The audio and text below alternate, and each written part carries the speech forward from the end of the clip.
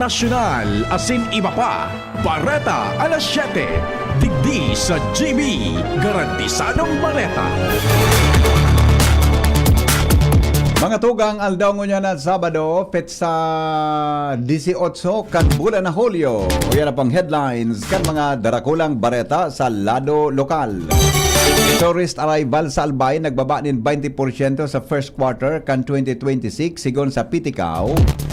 Head Dorothy Collier dahil sa epekto kan halangkaw na presyo nin mga produktong petrolyo. Daraga Municipal Councilor Attorney Ian Makasinag, piglinaw ang nag-viral na post kan sa social media manungod sa 71 milyon pesos na pondo kan Integrated Business Terminal Project kan lokal na gobyerno pero 12 poste sana na itindog. Sanggatos sa mga residentes kan Barangay Dapdap ipinairarom sa CPR training. DOH Bicol nangapudan sa mga stakeholders na padagos na suportaran ang mahiwasan na deworming activities ngunya na bulan. Sa lado nasyonal, PNP ipinahayag na mas ligtas ang Pilipinas ngunyan kumpara kay ito. Krimen sa Pilipinas nagbaba sa 20.6% apisar ka nangyaring mga insidente kan mga nakaaging aldaw.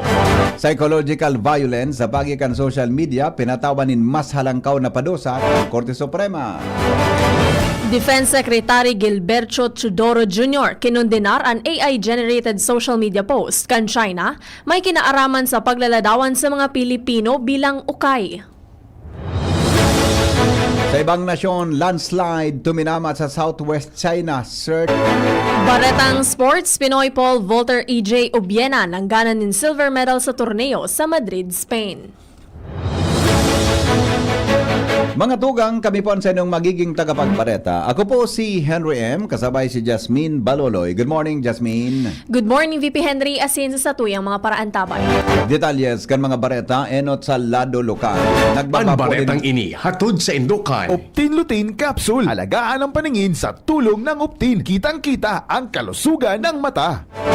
Nagbaba po nin 20% ang tourist arrival sa Albay sa enot na quarter ngonya na 2026. Sa entrevista kan DCGB News kay Provincial Tourism, Culture and the Arts Office o Piticao Head Dorothy Collier, ang pagbaba kan tourist arrival dahilan kan halangkaw na presyo kan mga produktong petrolyo dahilan sa tensyon sa Medio Oriente. Sinabi ni Collier na pag-abot sa second quarter, hababa man gilayon alagad bako halawig sa first quarter. Mantang sangunyan panagosan sa indang espersos na mapalangkaw ang tourist arrival. Tinawanin doon ni Collier na piglaoman ko ang pagdakol kan turista dahil sa aktibidad kan bulkan mayon. Alagad na afektaran dahilan sa nasabing rason. Sa ibong kay ni mas pinakusog kang Piticao ang sa indang promotional efforts na makatabang sa pag-inganya nin mas dakol na mga turista. Nagiging na kitang promotion pag-abot po nindo sa arrival area, igwa na po kita dakula dyan na promotional material na dagos po kamo sa Albay. So ano po iyan, initiative po yan ng provincial government, Piticao, na suportaran po ni Governor Noel Rosal. Makakahiling man po kita mga duwang na kulang promotional material sa mga airports kung saan igwang direct flights flights ang Albay, arog kang Cebu, sa departure area kang Cebu, igwa na po kita duman na naipugtak na Albay is waiting for you kung mailalaga na sa Iloilo. Pinagtawan linaw ni Daraga Councilor Attorney Ian Makasinag ang nag-viral na post kan sarong persona sa social media na nagsasabing 71 milyon pesos ang fondo kan Integrated Business Terminal Project kan Daraga. Alagad sagkod sa presente, 12 poste sana na ipatindog. Sigon kay Makasinag, sa paay kan committee hearing kan Committee on Laws, Rules, Human Rights, and Governance, as in Committee on Infrastructure, Public Works, and Public Utilities kan nakaaging aldaw. Ibigiras kan Municipal Planning and Development Office na ang proyekto Phase 1 kan 3-story transport center na may kontrata kantidad nin 168 milyon pesos na pinunduhan sa paay kan pag-loan sa Development Bank of the Philippines. Nagpon ini sa administrasyon ni Mayor Vic Perete. As in, pinag-award sa CTC Builders and Supply Incorporated matapos ang public bidding kan Hunyo taong 2021. Alagad ang pagpapaluwas kan fondo Para sa pasilidad, ana sa irarom kan administrasyon ni dating Mayor Awin Baldo. Apwera kaini nagkaigwanin 15% mobilization fund sa 25 million pesos. Sinundan in progress billing na 21 milyon pesos asin dagdag na 20 milyon pesos na ipinaluwas ka Nobyembre taong 2022. Sigon sa municipal accountant, daing sobrang bayad na ipig-release sa kontraktor asin may natatadang obligasyon pa ang kontraktor sa LGU na 17 milyon pesos. Pinag-report man ang nagkaigwanin suspension of work dahil sa maraot na panahon kasunod kan resumption kung saan ipinaluwas ang notice of termination kan Pebrero taong 2023 matapos na magpalyaran kontraktor na maipadagos ang proyekto. Sa kabilugan, maabot sa 71.3 milyon pesos ang statement of work accomplishment kan napindyenteng proyekto. Ini hatod sa Indokan, Mega One. Ang Mega One ay may 21 sangkap para matulungan ka sa iba't ibang karamdaman tulad ng diabetes, high blood, stroke, arthritis, kidney failure, cancer, viruses, at iba pa. Tumawag kay Doc Joey Bitito sa 0998-975-8121 or 0917-853-8933. Sanggatos na mga residentes kan Barangay Daplap, Legazpi City ang ipinairarom sa Cardiopulmonary Resuscitation o CPR training kasabay kan celebration kang National CPR Day kasulma. Sigon kay punong Barangay Glen Barcelon, dako lang tabang ini para sa indang mga residentes sa oras na emerhensya. Saro ining national activity asin maswerte ang Barangay Daplap ayong napili para sa nasabing aktibidad. Sa paagi kay ini masiguradong mga katabang sa mga panahon na ini nin emerhensya. Katakod kay ini nagpasalamat ang opisyal sa Philippine Heart Association Bicol Chapter, Sigma Lambda Che Fraternity and Sorority, asin sa Bicol Regional Hospital and Medical Center Health Emergency and Disaster Management Unit. Nagpasalamat man si Barcelona kay Legazpi City Mayor Hisham Ismail sa suporta sa nasabing aktibidad. Inaprobaran kan sangguni ang bayan kan Santo Domingo Albay ang sarong resolusyon na nagahagad kay Mayor Bong Banda na magbilog nin sarong anticipatory mitigation as in operational protocol laban sa volcanic ashfall hazards. Magkaigwanin infrastructure safekeeping as in prepositioning kan protective health medical supplies sa banwaan kan Santo Domingo.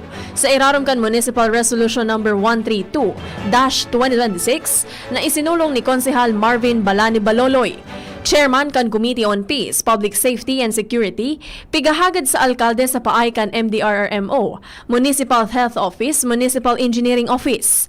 Ang preparasyon kan mga lakdang sa padagos na aktibidad kan Bulkan Mayon na sangunyan, mantinido sa Alert Level 3. Segun sa resolusyon, kan Mayo 31 taong 2026, nagrehistro ang FIVOX nin Pyroclastic Density Current Event sa Bulkan Mayon na nagbuganin abo nin sagud sa 1,800 metro asin duminiretso sa east-northeast direksyon mismo kan Santo Domingo. Ini sarong kritikal na patanid na ang mga komunidad vulnerable sa pagbagsak nin abo depende sa direksyon kan paros. Katakod kay ni duwang lakdang ang nakabugdak sa resolusyon. Enot ang pre-prepositioning kan health protective gears na matuon in direktiba sa MDRRMO asin Municipal Health Office na mag-procure asin mag-strategically stockpile nin emergency respiratory supplies, partikular na ang N95 face mask, protective eyewear asin essential respiratory medications. Ikadua, iyo ang establishment of standard ash clearing operations protocol. Sa paay kan Municipal Engineering Office, katuwang ang BFP, BNP asin mga barangay tanod, magbugtak nin pre-map flushing asin road clearing protocol para tulos na magkarilinig ang mayor na tinampo asin malikayan ang mga vehicular accident. Mientras tanto, aplikasyon sa tertiary education subsidy kan mga eligible na college students sa Bicol University pupuna na po sa Lunes. Report kay Karen Ala. Nagaako naman din panibagong mga benepisyaryo sa Tertiary Education Subsidy ang Bicol University Office of the Student Affairs na nagsusustinil ng asistensya pinansyal sa mga eligible na mga college student.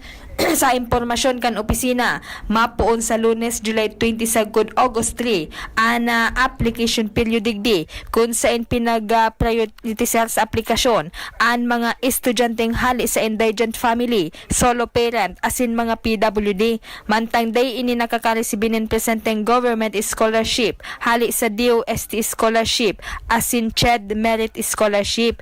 Ang mga kaipuan sa nakainidalahon sa aplikasyon iyo ang certificate of registration sa first semester kan school year 2026 to 2027 o pwede man ang student number kundeng COR asin man ang original asin photocopy kan ID mantang proof of eligibility kung ini mga solo parent nasa listahan o miyembro kan 4-piece member, persons with disability o member kan indigenous cultural communities o indigenous people. Karen Ala, DCGB News. Mientras tanto, mga uniform na pang senior high school na produkto kan dressmaking NC2 sa tabako ipapanaong libre. Detalles kan bareta kay Jomar Bien. Ipapanaong libre sa mga estudyante ang mga mapoprodusir na senior high school uniform kan mga nagtitraining ngunyan sa dressmaking sa Tabaco City. Ini ang kinumpirmar sa DCGB News ni Sosimo Buenconsejo, Public Employment Service Officer asin Community Training and Employment Coordinator kan syudad. Sigun kay Buenconsejo, nagkakaigwa sindang ngunyan in pa-training sa dressmaking NC2 kung saan ang mga beneficiaryo kay niiyo ang mga dating overseas Filipino workers o OFW asin ang sa indang mga pamilya konektar ninda ini sa tupad program kung kaya mientras na nag-aadal pagtahi nagsusweldo pa ang mga ini.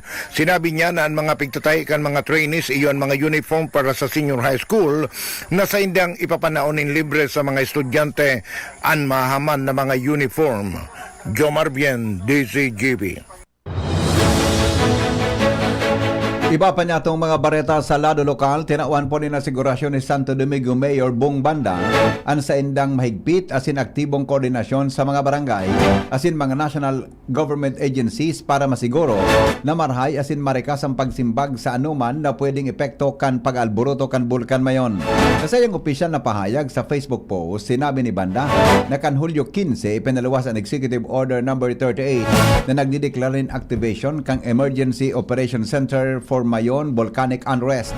Kung saan, ginawa ng linaw na responsibilidad kan kada ahensya na makapagtaon ng 24/7 na serbisyo sa publiko. Kasabay sa mga lakdang ang pagpreparar kan evacuation centers sa Kalayokay, Santo Domingo College o Community College, Purok 3 sa San Andres sa Sitio Bicol. Apera kaya ni pwede man ang pag-inspection ng iba pang mga pasilidad na pwedeng gibuho na dugang na evacuation centers kung in kaso kaipuhan. Piging ganyar kan Department of Health o DOH Bicol ang mga magurang guardians, eskwelahan asin komunidad na padagos na suportaran ang mahiwasan na deworming activities ngunya na bulan. Sa ipinaluwas na pahayag kan ahensya kasudma, pigtawan doon na ang mga kaakian vulnerable sa soil transmitted elements o intestinal worms. Delan tasindaan may posibleng magkaigwanin kontak sa contaminated na daga. Kung dai maagapan, posible ining magresulta sa maluyang nutrisyon, anemia, stunted physical growth, delayed na pag-aadal, asin mababawasan ang resistance laban sa iba pang mga helang. Katakod kay ini inabisuhan man kan DOH Bicol ang publiko na magtiwala sana sa mga beripikadong impormasyon, asin ibitaran ang paghiras nin mga bako beripikadong impormasyon manungod sa pagpupurga. Department of National Defense Secretary Gibo Chodoro, suportado ang township program ni Governor Noel Rosal sa Old Airport. Report kay Joshua Bino. Inasigurar ni Secretary Gibo Chodoro kan Department of National Defense o DND na padagosindang nagtataong asistensya asin bilog na suporta sa gobyerno probinsyal Kanalbay may kinaaraman sa township program kini sa lumang airport digdi sa Legazpi City. Bago kaya mangyari ang nasabi ng programa o kaya plano, kay puwan mo nang mailipat nin headquarters ang Tactical Operations Group 5 kan Philippine Air Force. Sigon kay Secretary Chodoro, nasa pagproseso na sinda para makabalyo ang nasabi ng headquarters duman harani sa Bicol International Airport sa munisipyo kan Daraga Albay. Initangani ng magamit na kan gobyerno provinsyal ang lumang airport may kinaraman sa mga plano kini nagibuon ining sentro nin komersyo. Dagdag na bareta, Josh Fabino, DCGB. Mientras tanto, mariresibina kan mga lokal na gobyerno ang mga bakuna sinibapang supply para sa papaharaning supplemental immunization activity kan Albay Provincial Health Office. Poon kasudma, pwede nang makuha kan mga lokal na gobyerno as in health facilities ang sa indang nakatagama na supply sa Albay Provincial Cold Rooms sa Josefina Belmonte Duran Albay Provincial Hospital sa Ligao City. Kaibahan sa ididistribuir na supply ang measles, rubella o MR vaccines na may kaibahan man na diluents, paracetamol syrup na 250 mg o milligram as in 125 milligram, paracetamol drops, mga CIA forms, pati na ang mga 0.5 ml syringes. Ginawan po nilinaw kan Philippine Ports Authority o PPA Bicol na nagkakalat na video sa social media manungod sa pagsingil in terminal fee as iba pang isyo sa pantalan sa Piodoran Albay. Sa paliwanag kan ahensya, ang gabos na bayadan kan PPA ang pigukolekta sana sa laog kan pantalan. Ang PPA dai man nagsingilin anuman na bayadan sa luwas kan bisinilid kan pantalan o hali sa mga bihikulong nakapila sa mga pampublikong tinampong. Tinawanin doon kan ahensya na may duwang lehitimong terminal fees na pigpapataw. Ang PPA magigiramduman na kanakalis na aldaw ipinaabot kan mga biyahero sa DCGB News. Ang pag-agrangay sa bayadan sa pantalan, partikular na ang pigisigil na fees maski dai pa inin nagtiner o matiner sa laog kan Piodoran Port. Oras Pilipinas, tigdi po sa DCGB, Bareta, alas 7. 19 minutos, makalihis ang alas 7. Bareta sa Lado Nasyonal, makalipas ng mga patalastas. At ngayon, ang pinakabago, ang pinaka-epektibong food supplement na mabusising ginawa sa Amerika at matapos ang 3 taon, aprobado na ng FDA. Mega One, ang evolusyonaryong produkto na nagtataglay ng 21 natural na mga komposisyon na nakatutulong upang palakasin ang immune system at ang ating kalusugan. Para sa karagdagang impormasyon, maaaring pumunta kay Doc Joey Bitito sa Barangay 18, Cabangan West, Legazpi City, kaharap lang ng Bangko Sentral ng Pilipinas. O tumawag sa 0998-975-8121 or 0917-853-8933 para sa free consultation sa natural medicine. bisitahin din ang aming Facebook pages, Mega One-Superfood at NHC Bayanihan Official. Mega One, evolusyon para sa kalusugan. Mogmang ipinipresentar kan lokal na gobyerno kan Libon Albay sa pangingenot ni Mayor Attorney Max Saison asin kan Sangguniang Bayan ang sarunggulan na selebrasyon kan Paroy Festival 2026. Ini sarong pag-onra sa mga paraoma sa kasamahal na patron kan Banuang Libon na si Senior Santiago El Mayor. Asin man ang pagpadagos kan tradisyon asin pagpapasalamat sa mahal na Diyos sa masaganang ani kung saan ang Banuang Libon midbid bilang rice granary sa Albay. Libon Paroy Festival 2026. Santiago del Libon. Ang mga aktibidad iyo ang mga minasunod. Hunyo 27, Miss Libon Guenyo. Hunyo 30, Kurit Libon Guenyo. Hulyo 9, Boxing Tournament. Hulyo 10 hasta 12, Pickleball Tournament and Albay Marathon. Hulyo 15, Blood Donation as in Traslasyon. Hulyo 16, Opening Ceremony and Cultural Presentation, susundan in fireworks display. Hulyo 18, Fiesta sa Maynila Drag Race as in Mountain Bike Race. Hulyo 19, Senior Citizens Night. Hulyo 20, Festival Job Fair. Gabi kan Libon Guenyo as in Zumba Contest. Hulyo 21, Agri Fair as in Carabao Parade, mantang sa Banggi Iyoan Farmers and Fisher Folks Night. Hulyo 22, Kasanang Bayan as in Youth Night. Hulyo 23, Civic Parade as in Miss Libon. Hulyo 24, Procession of Barangay Saints. Hulyo 25, ang aldaw kan kapiestahan kan mahal na patron St. James the Greater, Senior Santiago El Mayor. Sa ngaran ni OIC Tourism Officer as in Festival Coordinator na si Miss Cassie Avila. Happy Paroy Festival Banuang Libon. Santiago del Libon, namumutan niya mong patron sa saim. Huwag tayo tayong may sakit, gusto nating gumaling agad. Pero di ba mas maiging gustuhin malayo sa sakit? Ang yakap ng PhilHealth, programa ng gobyerno na nagbibigay ng libreng pagpapakonsulta, pati mga lab test. Kaya payakap sa yakap ng PhilHealth. Yakap ng PhilHealth nang tayo'y malayo sa sakit. Jericho Rosales po. Ibang level na tayo. For liver health, Silimarin plus multivitamins Liverade Pro. I take it every day with proper diet and exercise. Ang Liverade Pro ay maaaring makatulong sa proteksyon ng atay at support and aid sa treatment ng chronic inflammatory conditions tulad ng fatty liver. Mag-liver up na! Silimarin plus multivitamins Liverade Pro. Silimarin plus multivitamins is the generic name of Liverade Pro. If symptoms persist, consult your doctor. Proteksyon at tulong sa atay, Liverade Pro. May Silimarin, may multivitamins pa. Liver up na tayo with Liverade Pro. Good news mga kapitbahay! Kayang-kaya mo na bumili ng iyong dream appliances. Mula sa modernong kitchen appliances, efficient washing machines, energy-saving air conditioners, at ang pangarap mong smart and Android Google TVs. Lahat ng yan ay nasa RRS Marketing. Ining high-tech, branded at latest na muyang appliances. Naku aming hulugan sa RRS Marketing. Ang swak sa budget na bagong refrigerator namin, nakuha ko rin sa RRS Marketing. At di lang yan, sa mga warranties, wow! Sulit na sulit! Pwede sa inyong school, sa bahay, sa opisina at sa inyong negosyo. Kaya ano pang hinihintay nyo? Punta na sa RRS Marketing region-wide. Durable, sulit, di kalidad, at abot kayang appliances. Sain ka pa! Siyempre, sa RRS Marketing na! Basta appliances, sa RRS, yes na yes! DZGB Barreta alas 7.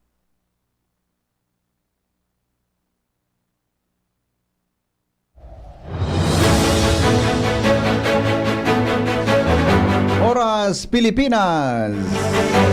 Alas 7:24 nin aga. Mas ligtas ang Pilipinas ngunyan.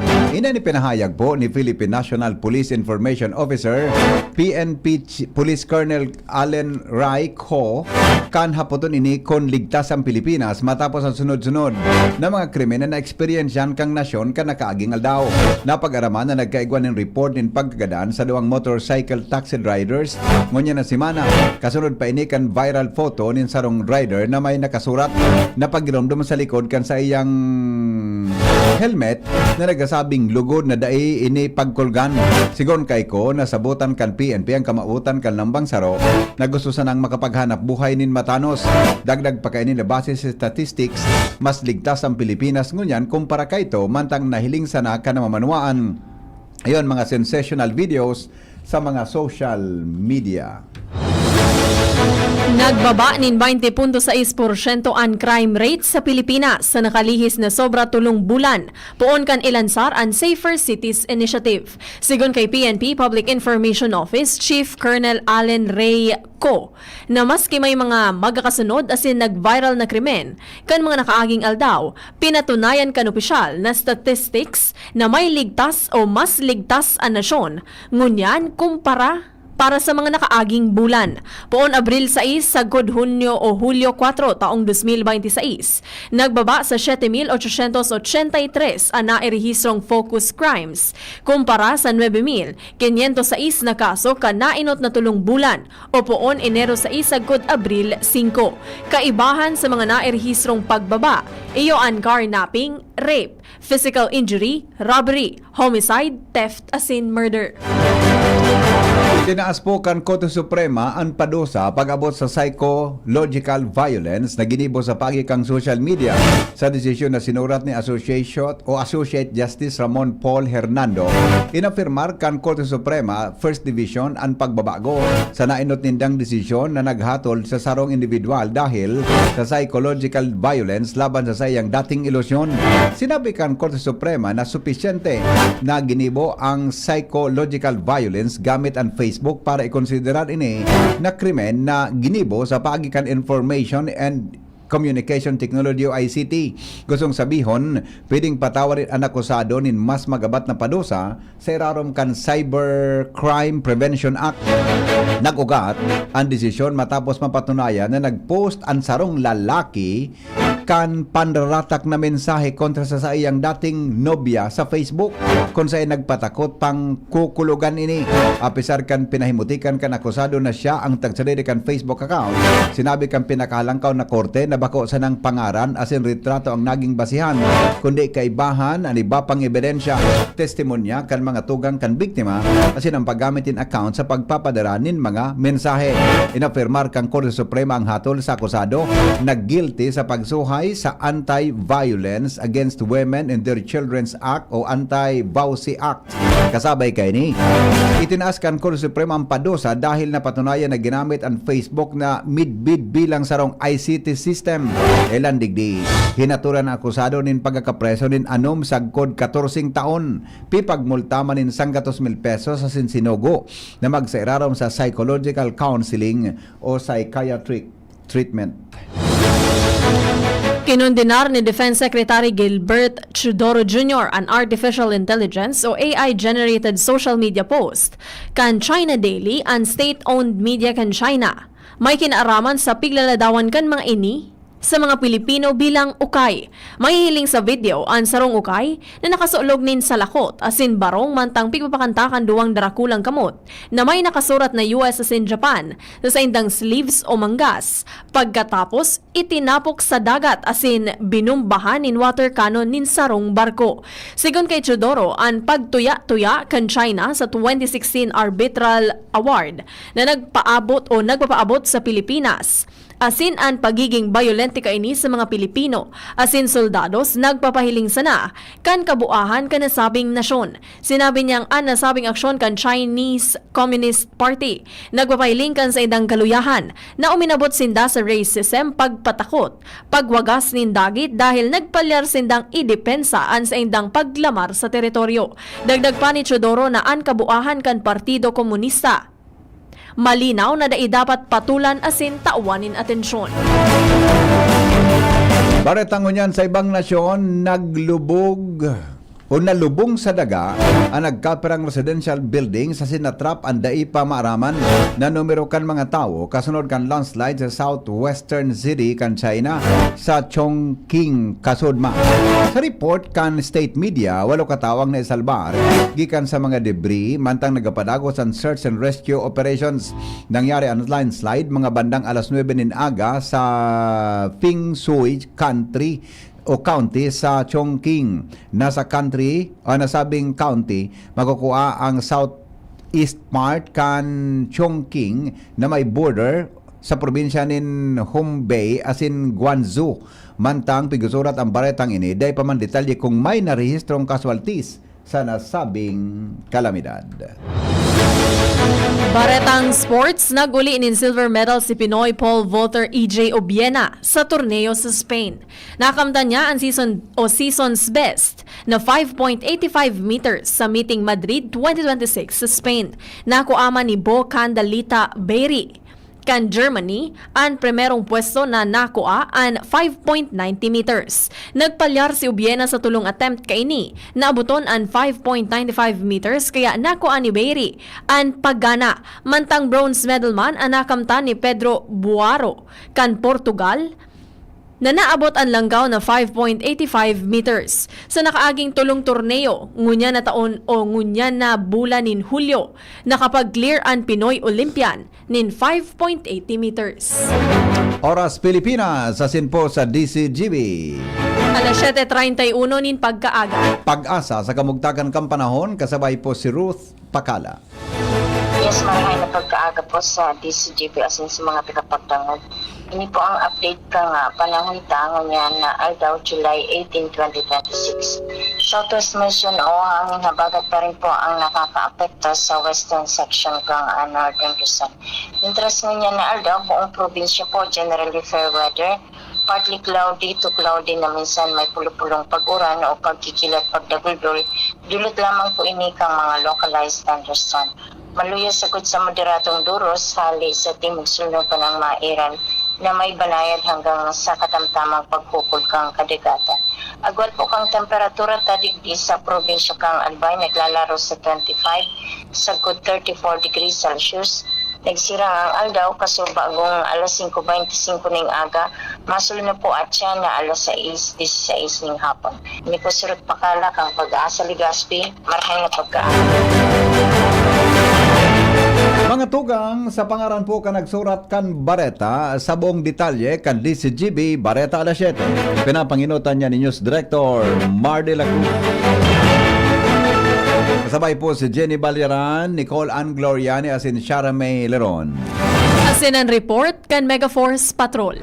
Kami po sa inyong naging tagapagbareta. Ako po si Henry M. Ako man po si Jasmine Baloloy. Salamat po kung sa inyong pagantabay. Radyo Klinika, masunod na. Ang DCGB Bareta alas 7. Abangan giraray sa aga. An hapon, masunod na.